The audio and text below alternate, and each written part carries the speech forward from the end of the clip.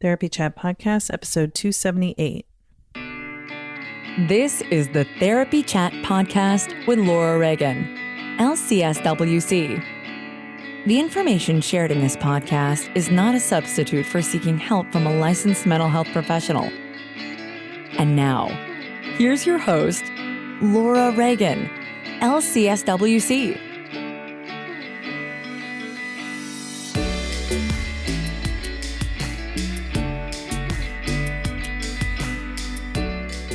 Therapists, do you feel stuck when working with clients who are numb and disconnected, who have trouble accessing emotion and exploring their inner experience? Learn a comprehensive approach to conceptualize your client's concerns. Sensorimotor Psychotherapy uniquely includes the body in therapy as both a source of information and a target for intervention, because words are not enough. Go beyond theories and gain practical ways to open a new dimension for effective therapy. Visit Sensorimotor Psychotherapy Institute online at sensorimotor.org today. Hi, welcome back to Therapy Chat. I'm your host, Laura Reagan, and I'm very honored to be once again talking with a guest who's been on the podcast a couple times before. My guest today is Sarah Peyton. Sarah, thanks so much for coming back to Therapy Chat today. I'm so glad to be here with you, Laura. I am too. I always get so much from our conversations, and I hear so much positive feedback from my audience who can't get enough of what you're doing, and just your calm, peaceful presence is just so nice to hear. So I'm grateful for that. So let's start off for today with you giving our listeners just a little introduction to who you are and what you do for anyone who may not have heard our previous two interviews. Well, my name is Sarah Peyton, and what I do, what I love, is to look at what is the newest brain research that shows us what brains do in relationship. And if we translate that information into layperson's language, then what does it give us in terms of leverage, understanding, self-compassion, and the healing of trauma? So that's my kind of what I think about and walk through and write about and teach about. And it's kind of where our worlds intersect in this wondering about therapy and relationships, and how, given that it's such an invisible art, the art of therapy, how does learning about our brains give us any kind of purchase in this funny, invisible, and somewhat slippery world? Yeah, it's I think probably when the average person hears the term neuroscience or, brain research, it seems like it could be pretty disconnected from feelings and relationships and our relationship with ourselves. But I've learned through what you do, how much there's how our neuroscience really is influencing the way we feel about ourselves and the world and our relationships with other people. Yeah. Both inside therapy and out of therapy. But what's so interesting about humans and about the culture that we live in is that we kind of are given a constant message by our culture that we are individuals and that we are simply ourselves, and that we really don't have very much relationship to the people around us or to our environment.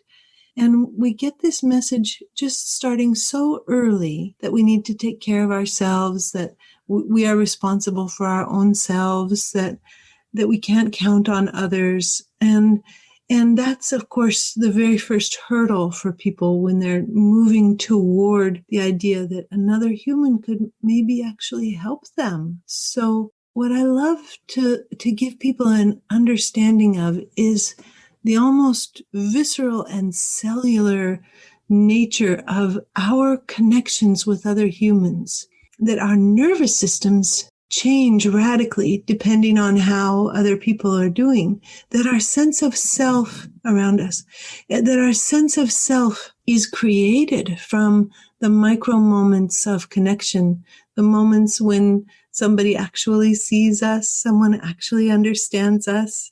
The sense of communion that we have with others can be so beautiful and so profound. And we may not even notice it because it can happen quite sneakily. Like if we're both paying attention to the same TV show, we start to sync up. Or when we're listening to a speaker speak and that speaker is completing a sentence, we actually complete that speaker's sentence in our brain before they do. We are very, very linked to each other.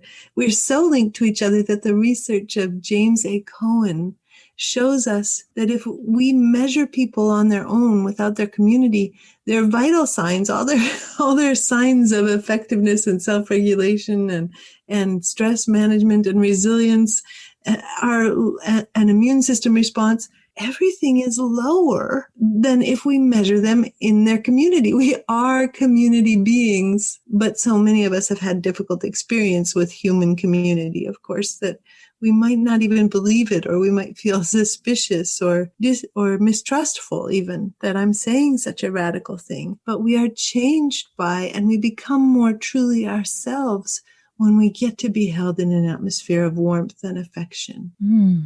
We become more truly ourselves when we are held in an atmosphere of warmth and connection. That sounds like a point that I just feel I need to emphasize.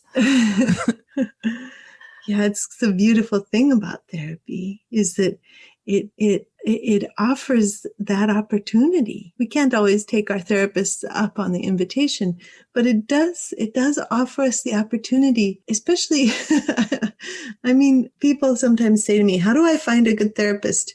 And I'm like, find somebody who really likes you.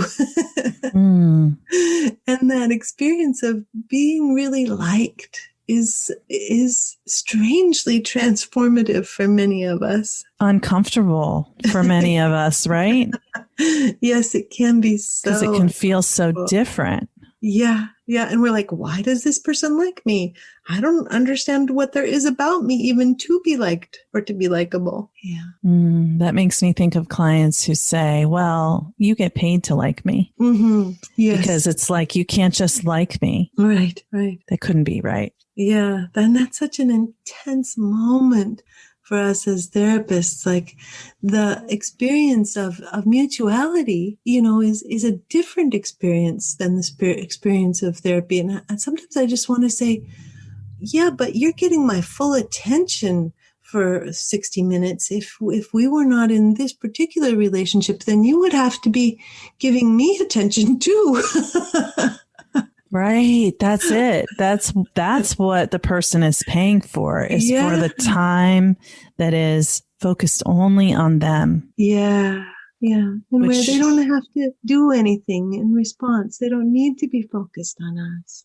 Yeah. It's different from relationships that are mutually reciprocal, which is what our normal human relationships is. I think that's what makes therapy so unique and hard to explain and hard to understand when you haven't experienced it, that it's about you and what you need and what you feel and what you want. And that is what our nervous systems, I mean, you're much more of an expert on neuroscience than I am, so you can correct me if I'm wrong, but I think it's like our nervous system, our attachment system within us needs to feel that it's our needs that matter, at a certain stage of development. And when we don't get that enough, it impacts the way we see ourselves and how we see the world and how we are in the world. Am I right about that? You're absolutely right about that. And the payment does make it reciprocal. And there's something interesting, I think,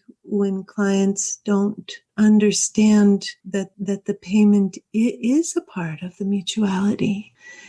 But I'm not sure it's something, I certainly haven't found a way to speak about it yet, but I'm open to new possibilities of how to begin to talk about it. Just at this point, I think what I mostly do is acknowledge the difficulty of believing that we matter if we're paying for somebody's time, that we have a hard time. But it's like, maybe there's something like, Do you long to be loved for yourself, loved and experience someone being devoted to you and having a warm curiosity and generous imagination about you that would be a sweetness that was so great that it would fill the old hunger that you have within you? Be something like that would be nice to ask.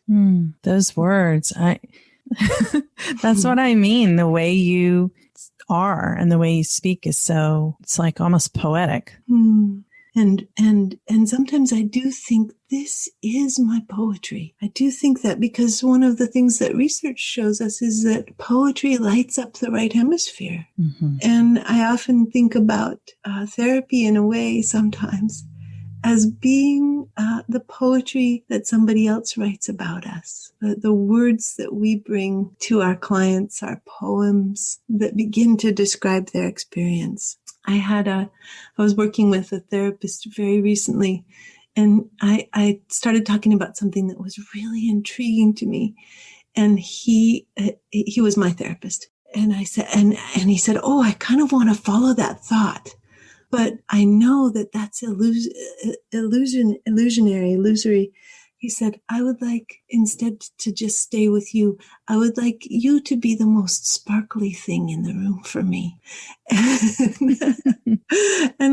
that felt like a poem to me, the idea that I would be the most sparkly thing, that my thoughts wouldn't be the most sparkly thing, but that I would be the most sparkly thing. And that was I just keep thinking about that moment. It delighted me so much. That's beautiful. And what you said right there, that word delighted, was, something that I thought of when you said finding someone who likes you. Yeah.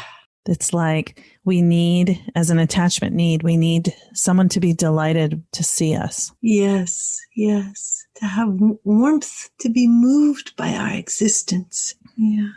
I was struggling at one point with how do I think about working as having a client load, and because I was feeling tired, and I was getting a little supervision support for that, and all of a sudden the image that came to me, and it may have been brought by the person I was working with even, was an image of my day being a river of love that was flowing through it's flowing through time, through the boulders of the different clients. Like that each client was stepping into the river of love. And that was a very nourishing idea for me that really helped with a certain kind of sense of a daily grind. It transformed it a little bit for me. Beautiful, beautiful image. Yeah. Can you say more about this statement that I emphasized before when you said becoming more of ourselves? Can you talk about what you mean by more of ourselves? Yes. I love the work of Stephen Porges, who is the man who wrote the very intense book, Polyvagal Theory, which is almost unreadable, but I did read all the way through it without being illuminated very much, except for I'm very illuminated by the theories of his work, and of course by Deb Dana and her work almost interpreting him for clients. I love both of them very much, and had them both on my Resonance Summit really recently, and got to do an interview with Stephen Porges, which I enjoyed. But what his work shows us is that that when we have a sense of not being under threat from one another, when we have a sense, when our nervous system senses safety, which is a low bar for me. I always like to say that the nervous system is asking, am I safe? Do I matter? Does my voice matter? Are people curious about what I have to say? That's an element of the nervous system, not just feeling safe, but knowing it's welcome. Sometimes I just want to change that neuroception of safety to neuroception of welcome. And so when we have a neuroception of welcome, when our nervous system senses that, yes, we are welcome. I'm on this podcast with Laura, and Laura's happy that I'm here, and I'm happy to be here, and I'm glad to see Laura. Like, we're giving each other a sense of the neuroception of welcome. And that actually moves our nervous system out of fight, flight, and alarmed aloneness into the experience of being more truly ourselves. We have more access to everything that's important in warm relationship when we have a neuroception of welcome. So our immune system shifts gears and starts producing the cells that fight cancer and that decrease inflammation. Our red blood cells start picking up more blood, more oxygen. Like our red blood cells begin to carry to our whole body a message of aliveness. And our brain doesn't have to work on threat, so we can access our full creativity. Our face becomes more mobile and engaged. We can hear the engagement in our voices. The muscles of the middle ear tighten to the sound range of the human voice. All of these things take us into what Stephen Porges calls social engagement. And in social engagement, we have our highest heart rate variability and our greatest capacity to respond to ourselves and to others. So one of the things you and I have talked about in the past, Laura, is the inner resonance and the sense of like having a warm curiosity about our own selves, bringing that same experience that we're talking about that happens in the very most wonderful therapy sessions of being held with warmth and enjoyment, of being appreciated and liked, and even sometimes loved. And this experience then of bringing that to our own selves, that we maybe even wake up in the morning going, oh, Sarah, welcome to the world. I'm so glad that you're here. And this sense of moving into our lives and having our full capacity for nuance and imagination and creativity and relationship. So that's what I mean by being where we are more truly ourselves when we are liked. Wow. Yeah. It opens up all the possibility within us and within us to connect with other people. Yeah. And the things that kind of stop us, if we're thinking about that moment in the therapy session where the client says, you only like me because I'm paying you. And if we kind of go into that moment in detail, what we often find there is something that I call an unconscious contract. And this is the total, complete, dedicated subject of my book that's coming out. It's published on May 25th, and it's called the Your Resonant Self Workbook. But it's completely devoted to the idea that our nervous systems make agreements and contracts with us that we don't actually know about, that happen below the level of conscious awareness, that we make mistrust contracts, for example. So the client who says, you only like me because I'm paying you, probably has a mistrust contract, never to believe anyone that's saying that they like them, in order to, and there can be all kinds of in order tos. Some of the in order tos are things like, in order to make myself safe from future betrayals, with an acknowledgement that somebody misused affection for manipulation, for example, in the past. Or I will not believe that I'm likable in order to save myself from heartbreak and disappointment. And often that takes us directly into the traumas of living in a home where we just hoped and hoped and hoped for someone's love, and it never came because of that person's own trauma and incapacity. Or we might have a contract not to like ourselves, even in transgenerational sense. Like maybe our mom had a contract with herself not to like herself in order to explain the level of violence and humiliation that she had to live through. And we don't want to leave her. So we might have a contract not to like ourselves in order to stay with our mothers. Or just recently, I tend to be a terrible workaholic. I just love my work so much. I discovered it when I was, my first book was published when I was 50. And so I have this sense of like, okay, I've got another good 10 years in me. What am I going to do? There's like this intense desire to do whatever is here to do. But I also had this sense that there was a puzzle for me in my workaholism, that there was something so driven in it. And I worked and worked on it. I was like, there must be an unconscious contract. And 1 year ago, I was actually sitting in my living room working on taxes. And I thought, I am like a bee. I'm like a worker bee, a busy bee. I said, and I was just thinking, worker bee, worker bee.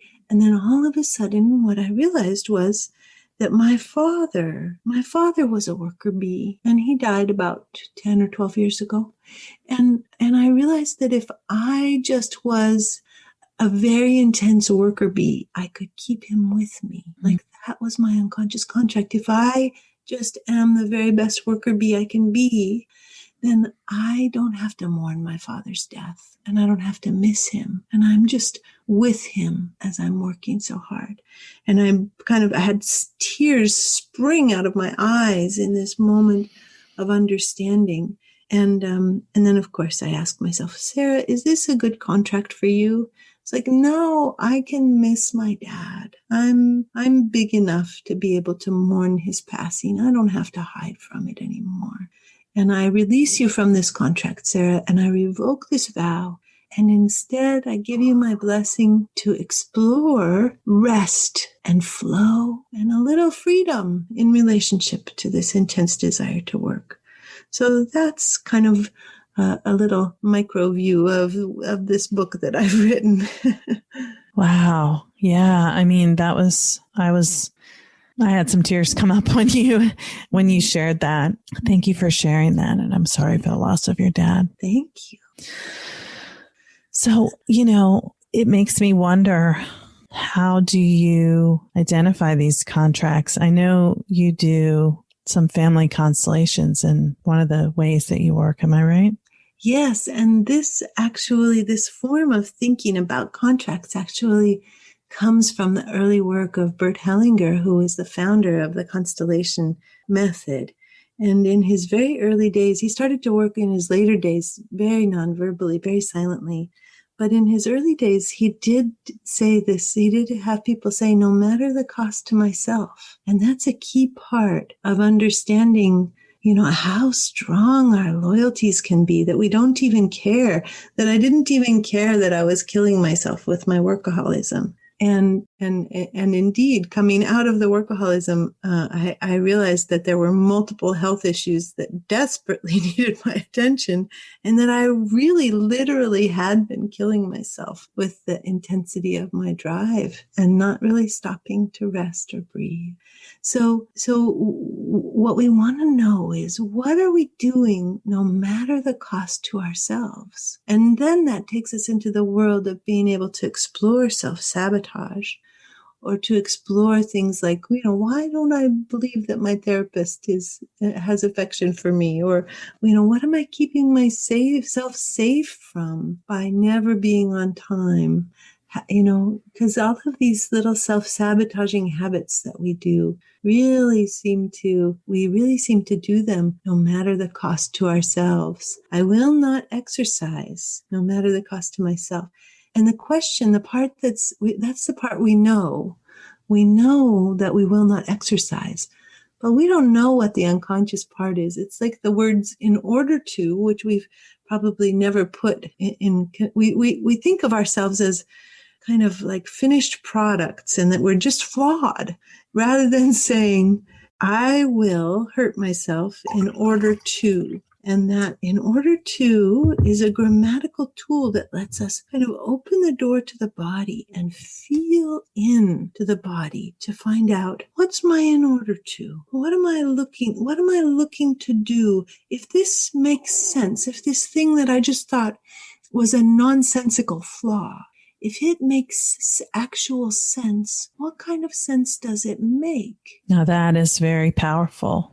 And it makes me think of when working with people who have trauma, and it's the symptoms from the trauma that brings them to therapy, whether it's self-destructive behaviors, constant anxiety, depression, whatever it is, they always make sense. It always makes sense in the context of the person's experiences, why those are the behaviors or feelings that are driving them. And, so by asking these exploratory questions of oneself, so interesting, like even the being late. It's like some people are constantly late. I think I can resonate with this one. It's like some people are constantly late and don't see themselves as someone who's constantly late, but just they are. Yes. I mean, I've been that way. And then there was a time where I began to become more aware that I had a habit or pattern of being late. And I know for me, I noticed that it's hard for me to leave the thing I was doing before, whatever it is. Very like, interesting. Yeah, it's like there's something about, you could call it like it's difficulty with transition, but in my story, it makes sense that it would be like not wanting to let go of whatever connection I had with whatever I was doing before. And, that's, if I look at it that way, it totally makes sense. Wow. Why I would be, it's not that I don't want to be where I'm going next. It's that I don't want to leave where I was before. Yeah. It's kind of like I will not say goodbye. Yeah. And I can know how that is in my story, so that there's still a lot to work with, but just even thinking about that understanding, something shifts. And it brings self-compassion. Mm-hmm. I often think that the therapist is the client's hippocampus. So if we think about what the amygdala does and what the hippocampus does, the hippocampus is the brain's organ that contextualizes and puts things into perspective, and into both a linear timeline perspective and also into a meaning perspective. So what happens in trauma is that the amygdala creates a flow of cortisol that actually short circuits the ability of the hippocampus to work. And when the hippocampus is short circuited, of course, it can't make any meaning out of what has happened, and it can't place things in context. So your realization of this larger context of the experience of being late, it's like your hippocampus is starting to speak to us. And we'll often hear clients do this in the therapy process. We'll hear them saying, oh, and of course, they'll say, of course I did this. Now I understand.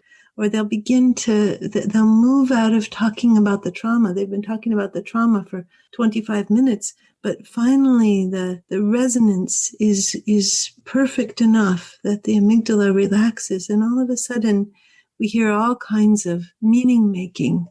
Oh yes, and my mother did this, and when I think about this, my sister did it, and this makes sense in terms of my family's immigration from Ireland during the potato famine. And, there's just so many ways that we feel and hear the picture that the client is creating of their own understanding become more and more inclusive and compassionate and expansive. Yeah.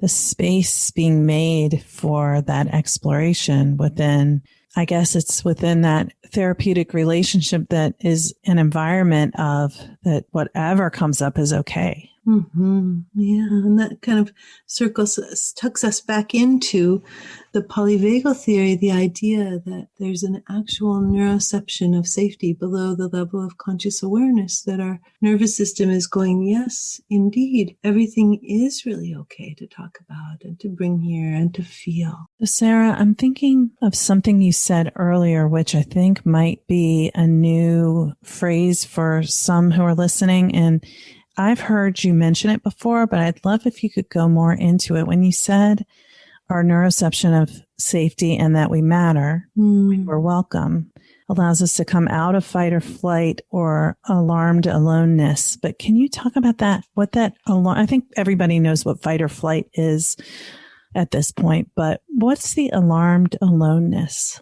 Well, this is kind of a way to bring together the work of Jaak Panksepp, who was looking at the circuits of emotion and motivation in the mammalian brain. And we, of course, being mammals, share these circuits with all of our other fellow mammals on Earth. And one of these circuits is the fear circuit. And we can be in sympathetic activation and be in the fear circuit. We can also be in we can also be in immobilization and kind of be in frozen fear. And we can also be in social engagement and be able to say, oh yes, I can tell I'm afraid.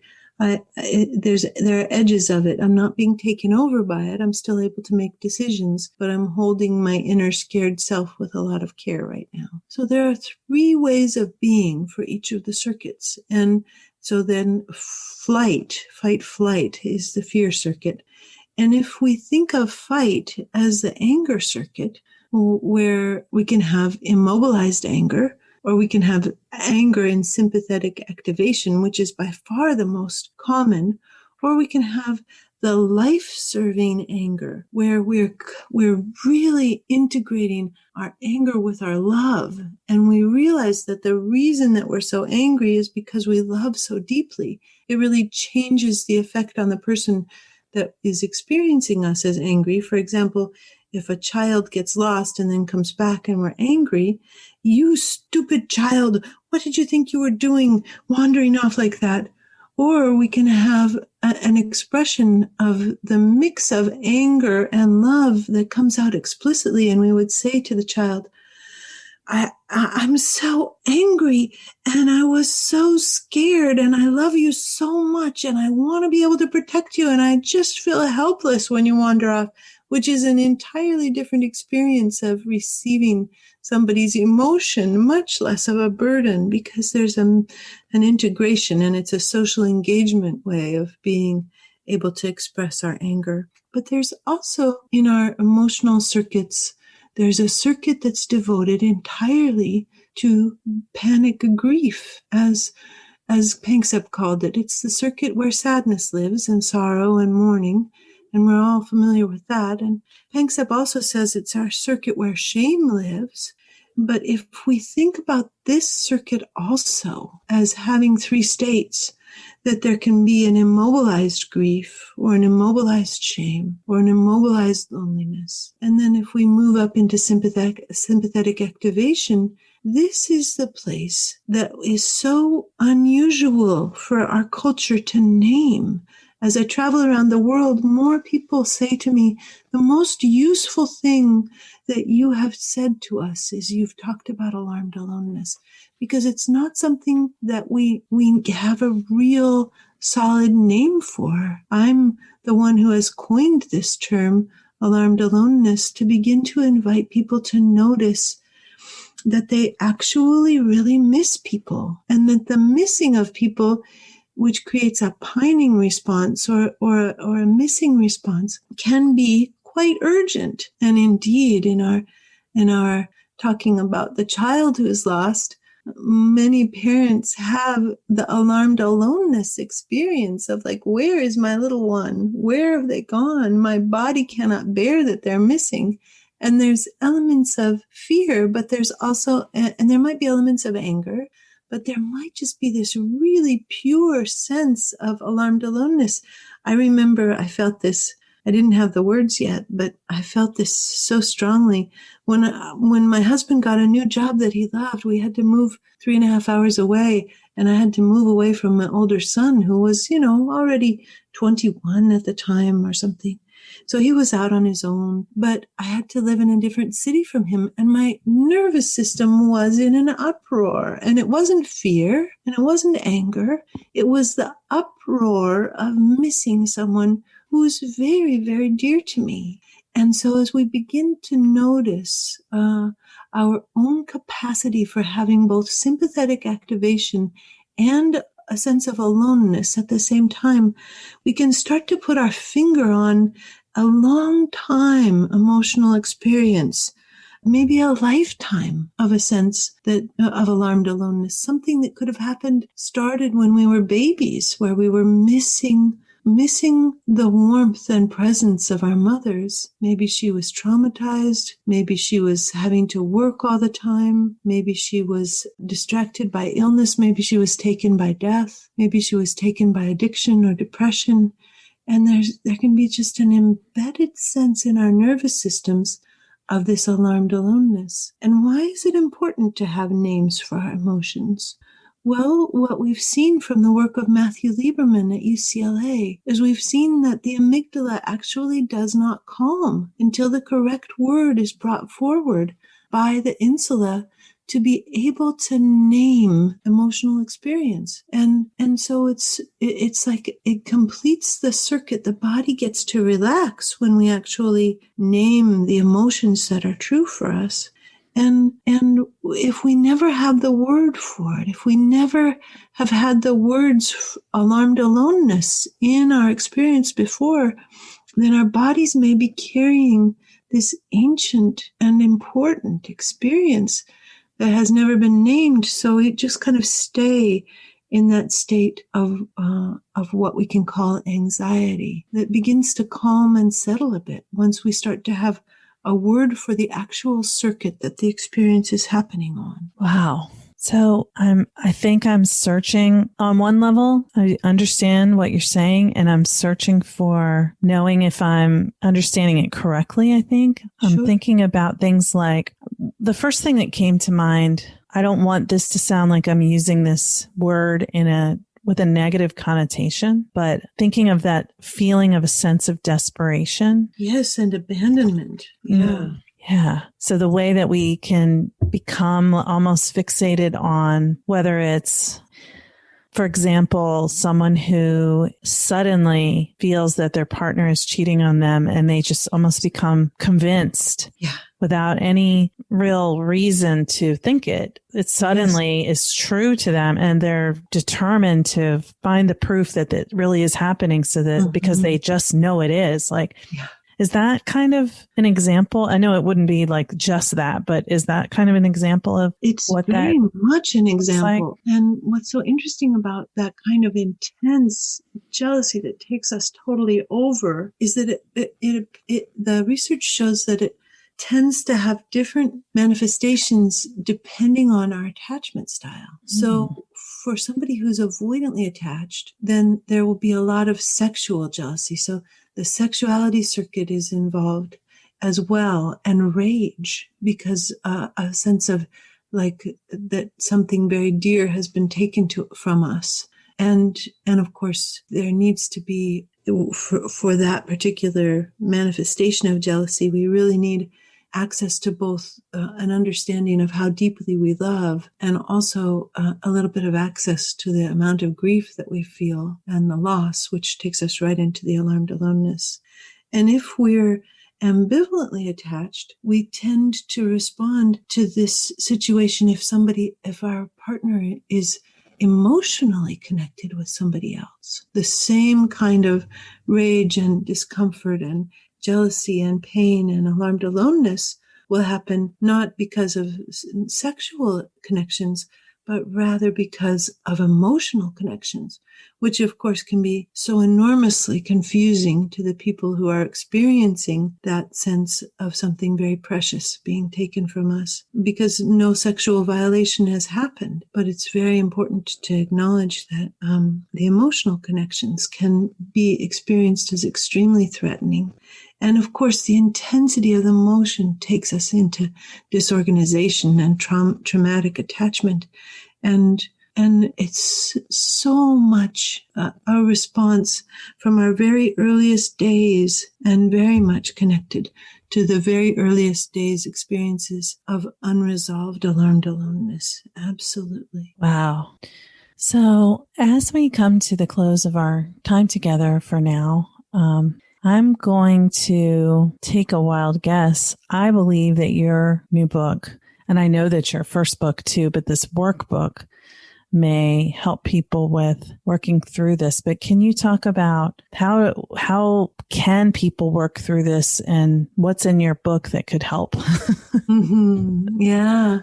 Well, the very first and most helpful thing may already be happening on our call for people who are listening. They may be starting to think, I wonder what my unconscious contracts are. And I said the other day People wish that unconscious contract work was the absolute end of the process, but it's not the treasure. It's the shovel to dig for the treasure. So the workbook provides a very grounded and clear introduction to the shovel of unconscious contract theory, so that we get to dig in and we get to begin to find the treasure. And the treasure is actually the freedom that comes both with knowing that we have unconscious contracts and learning effective ways to release them. And we can, the way that I've found most effective is this kind of funny legal language, like I release you from this contract and I revoke this vow, seems to be like a way to acknowledge for the body that indeed there was an agreement that was in place. Sometimes people don't like the formality of the language, and then we can experiment with things like, Sarah, you don't have to do this anymore. And you can see whether that feels like as full a release as the legalese release. But the workbook takes people through step by step, connecting to all of these different circuits that yak monks have discovered, and also like taking us into the idea that our nervous system itself can have contracts with us that are connected with Stephen Porges' theories of polyvagal and polyvagal healing. And so it's really a very grounded step-by-step exploration of what could there be? Why would it be there? What might be the deep reasons for it? And how can we release it? And what blessings do we want to give ourselves instead of these contracts? Well, Sarah, thank you so much for coming here today again and being with me and sharing your beautiful work. And I know that your website is a great resource for so many podcast interviews you've done and audio recordings that you've made and courses and trainings and webinars and all kinds of beautiful goodness. Mm-hmm. So what is that, and where can people find you online? You can find me at www.sarahpeyton.com, and that has all the information. It's just a marvelous, my person who put together the website got really interested in the work and created a kind of an unfolding process of free material and material from the store and how it all fits together and what you might want to explore for different issues. So that's a resource. And then for the free guided meditations for both book 1 and book 2, those are available on the yourresonantself.com website. Okay, yourresonantself.com. Yeah. I'll put both of those in the show notes. And I'm just going to give a tiny little testimonial about your free guided meditations. That one example of how helpful they are is when I've shared them with so many clients, and they, people who really have trouble tapping into any sense of safety through, other guided meditations and other resources that exist for that purpose. When sharing your guided meditations, people have told me that was the only thing that no part of me said, no, I can't relax into this. I can't feel safe. Wow, that brings tears to my eyes.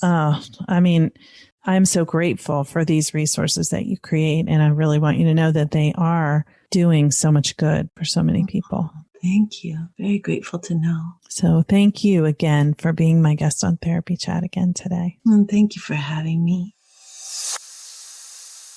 Hey therapists, do you feel stuck working with clients who can't access their emotions or name their inner experience? Do you find it difficult to work with people who are disconnected from their own emotions, and they may be disconnected within the therapeutic relationship as well? Learn a comprehensive approach to conceptualize your client's concerns. Sensorimotor Psychotherapy uniquely includes the body in therapy as both the source of information and target for intervention, because words are not enough. We all know that talk therapy is limited. You've heard it discussed on this podcast multiple times. And if you've been listening to this podcast for a while, you also know that I am a huge fan of sensorimotor psychotherapy. I've completed levels 1 and 2 and plan to pursue the certification level 3. And the reason why I love it so much is because I've experienced shifts within myself through the experiential training process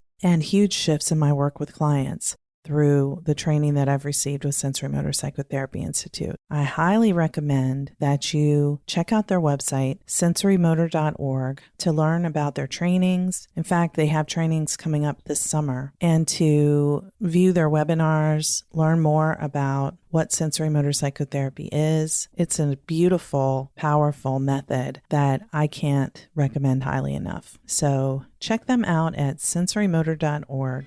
Thank you for listening to Therapy Chat with your host, Laura Reagan, LCSW-C. For more information, please visit therapychatpodcast.com.